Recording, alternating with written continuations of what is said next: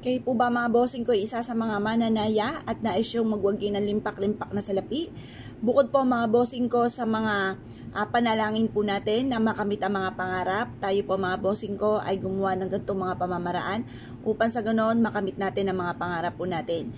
Bukod sa sipag at tiyaga, yan ang pinaka numero 1. Kung kayo po ay isa sa mga marami mga pagsubok na pinagdadaanan, gamitan nyo rin po nito. Pangkalahatan po ito. Iwi-wish po natin dito sa ating bawang ang lahat ng nais po natin mga bossing.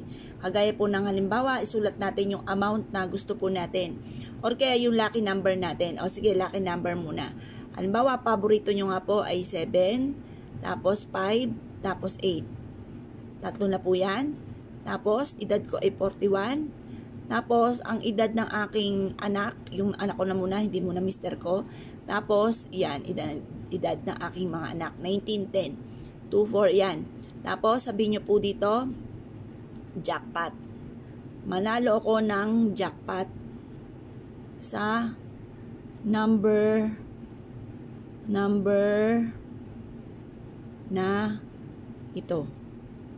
Tapos, mga bossing, isulat yung matagal mo nang pinapangarap na amount, halimbawa ay 5 million or higit pa. Wala naman po masama mga bossing na mangarap, wala pong bayad po yan. Yan, isulat po natin yan, 5 million. Pagkatapos mga bossing ko, isulat nyo pa yung nais po ninyo mga bossing, isulat nyo na po, paikot po yan mga bossing ko, ano pa yung nais ninyo. Halimbawa halimbawa ay big house. O kaya ay luxury car. Yan. Tapos, yung makatapos ang mga anak nyo sa pag-aaral, mawala na yung mga karamdaman, at lahat ng nais po ninyo. Pagtapos na po kayong isulat dito ang lahat ng nais po ninyo mga bossing, na nakaharap ka sa liwanag ng sinag ng araw habang ito'y sinusulat po ninyo, paulit-ulit yung wini-wish na makakamit ko na lahat ang mga pangarap ko, i-mindset nyo na po yan. Ugaliin ng mga salitain ng mga magaganda, yung mga wishes po ninyo, paulit-ulitin nyo po sabihin mga bossing. Makapangyarihan ng ating bibig ang ating salitain. Kaya ako'y takot ako magsalita ng mga pangit, kasi ayoko nang baka ito'y maganap, kasi makapangyarihan nga ang ating mga salitain. Kaya panay mga magagandang ating sasabihin.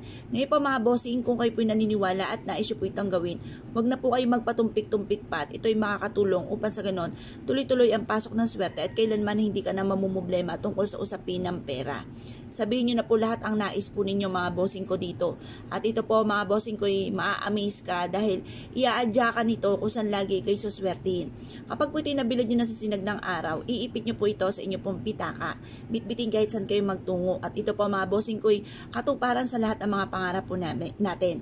Ito po ay makakatulong upang sa ganon, kung ano man po yung ninanais ninyo ay parang hindi maging mailap sa inyong swerte at i-adya ka kung saan lagi kayo suswertihin.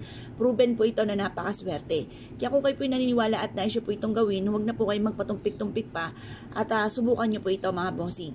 Ngayon po mga bossing, ito po isa sa mga sikreto, kaya huwag nyo na lang ipagsasabi kahit kanino. I-share nyo na lang po yung ating pong video upang sa ganon may makaalam po nito at sila po ay makatulong din po sa kanila mga bossing. Ngayon pa mga bossing, kung kayo po naniwala at nais po itong gawin, ay siya mga bossing, good luck po sa inyo po lahat.